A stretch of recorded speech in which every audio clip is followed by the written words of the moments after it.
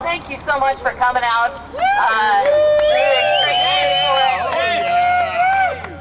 We are here to send a strong message to Congressman Blumenauer and Wyden that we do not want to see any more free trade agreements, not Panama, not Korea, not Colombia, that is killing jobs, shipping them overseas, and killing workers' rights everywhere around the world.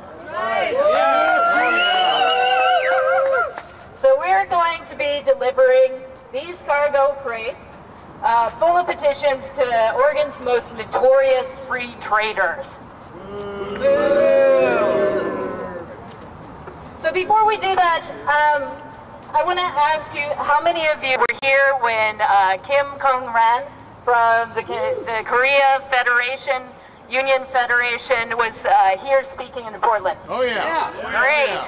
All right. So you all know then that the opposition to the U.S. FDA was massive in Korea. Most Americans don't even know that we have 3 trade agreements pending. But in Korea, trade agreements are front page news. Unions have repeatedly gone on strike to oppose the U.S. free trade agreement. There have been repeated demonstrations where tens of thousands of people have taken to the streets with one candlelight vigil with over 700,000 people. That's right. There was a multi-day takeover of the Parliament building to try and prevent a vote that was done by a minority party in Korea, and that was the Democrats. Some people have even committed ritual suicide to oppose these FTAs. A committee recently in Parliament voted down a pending free trade agreement with the EU, and no one expects that to be the last of this agreement, but it shows just what organized opposition can do. So now, are we going to stand with our brothers and sisters in Korea? Yeah! So they know that these free trade agreements are bad for workers, and it's a race to the bottom for all of us. Now it's time to let our elected officials know that we want fair trade, not free trade. Fair trade, not free trade. Fair trade, not free trade. Fair trade, not free trade. Fair trade, not free trade. Fair trade, not free trade. So I am going to take a moment to introduce Gloria Gonzalez.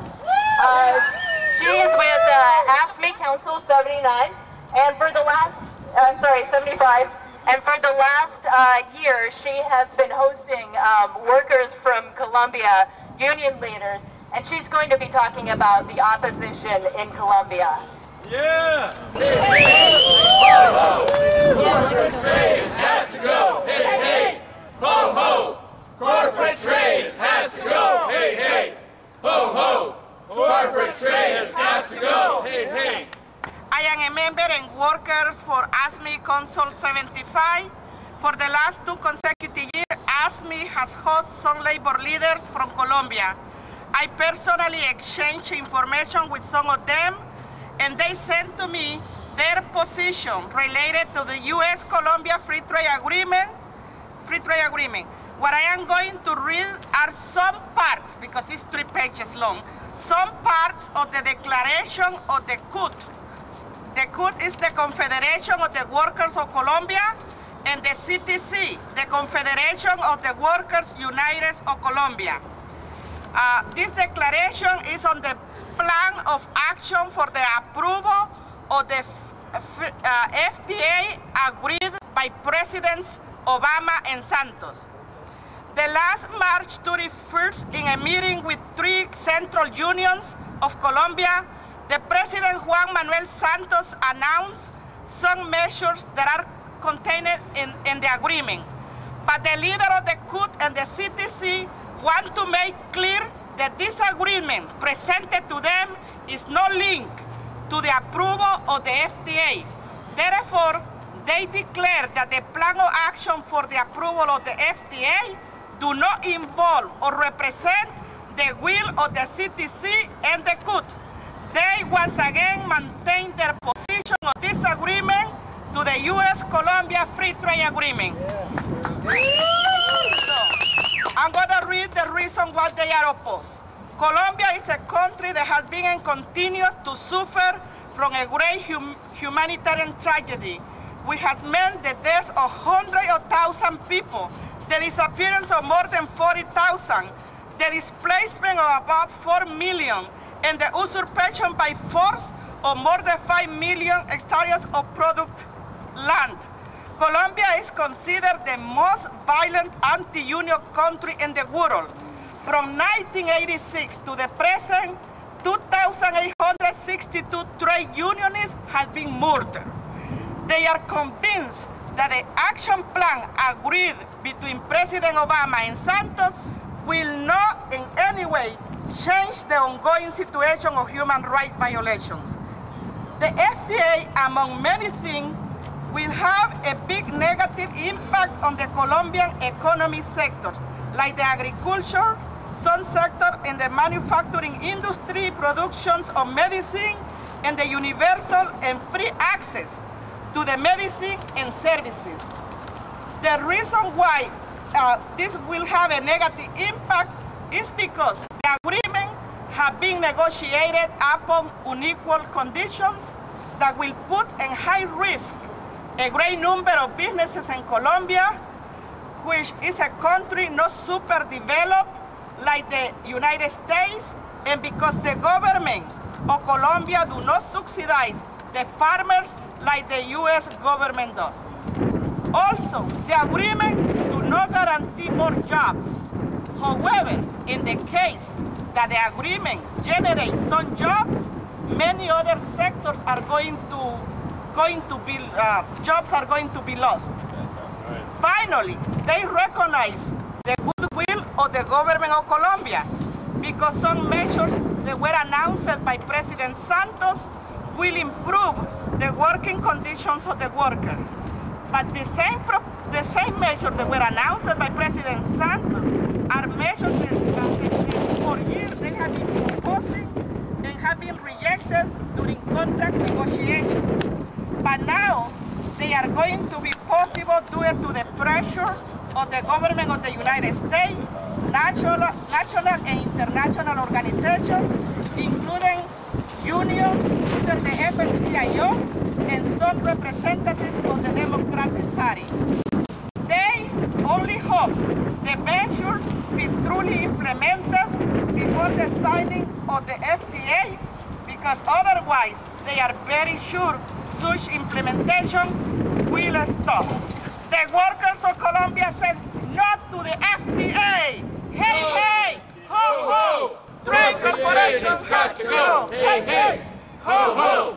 Trade corporations have to go. Hey, hey. The plan now was to march down to Earl Blumenauer's office, which is 2 blocks away. We're going to do that, but we just learned that he has actually a convention, a fundraiser at the convention center right now, which is 2 extra blocks down, that they'll be letting out right about 1 o'clock. So I thought I'd poll folks. Do folks want to go and march that extra 2 blocks down to the convention center? 2 extra blocks! 2 extra blocks! The mob has spoken. Colombia, Korea, Panama too. Workers say no. How about you? Colombia, Korea, Panama too. Workers say no. How about you? Hey, hey! Ho, ho! Corporate trade has got to go. Hey, hey! Ho, ho! Corporate trade has got to go. Hey, hey! Ho, ho! Corporate trade has got to go. Hey, hey! Ho, ho! Corporate trade has got to go. Hey, hey! Ho, ho! Corporate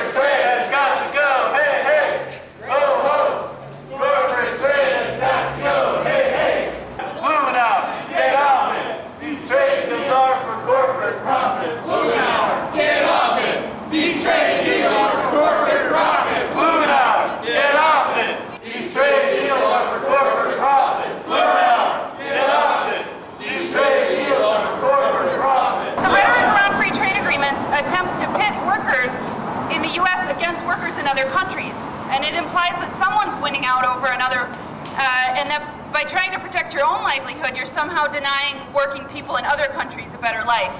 Well, free trade agreements don't mean a better life for working people anywhere. Right. The rhetoric also implies that if you're against so-called free trade agreements, you are antiquated and you're holding up progress. Well, that's because these agreements value corporate efficiency and profit over people and communities. Right. Yeah. We must unite across borders to take down this model. That's right. If we only had a case study for this type of agreement, perhaps we could show evidence that would show how bad it has been for people, or how bad it would be for people, ordinary people on all sides. Well, in fact, we do have one, don't we? We have the experience that we know all too well from NAFTA, and this experience shows us that this is a failed model. Right. Does anyone think that NAFTA has benefited ordinary Mexican people? No! Or that it has lived up to its promises? No! Of lifting the country out of poverty? No! Exactly. NAFTA has been devastating to people in Mexico, particularly indigenous peoples, farmers, workers, small business owners. NAFTA's agricultural provisions have rendered the traditional livelihoods and sustenance of millions of people obsolete. Families are no longer able to survive. Families are no longer able to survive off their land and are forced to migrate. Prices of food staples such as tortillas have doubled and tripled several times over the recent years. And maquiladora jobs, which were supposed to help absorb the displaced farmers and transform them into an industrial workforce, are inadequate, often exploitative, and have continued the race to the bottom, and long begun to disappear as well.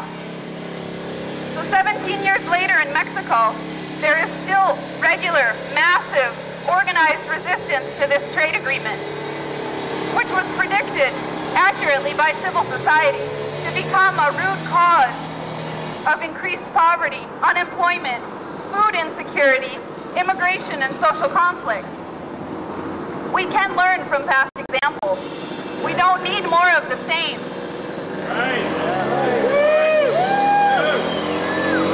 In South Korea, in Colombia, in Panama, working people and family farmers are organizing in resistance to the coming NAFTA-style free trade packages being pushed forward by President Obama.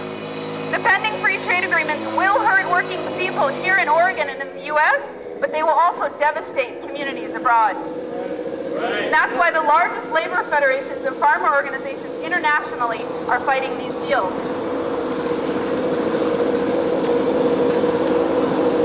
This Sunday is May 1st. International Workers' Rights Day, and as many of you know, also since about 5 years ago in this country, Immigrant Rights Day. It's no coincidence that these movements have chosen the same day to take to the streets. After all, it was immigrants in this country that led the U.S. labor struggle for an 8-hour workday. And many of today's immigrants are forced economic refugees of NAFTA and other FTAs, and have now become a huge and integral part of our workforce and economy. The struggle for immigrant rights and workers' rights is a long and historic one that is joined and very much connected to the struggle for trade justice.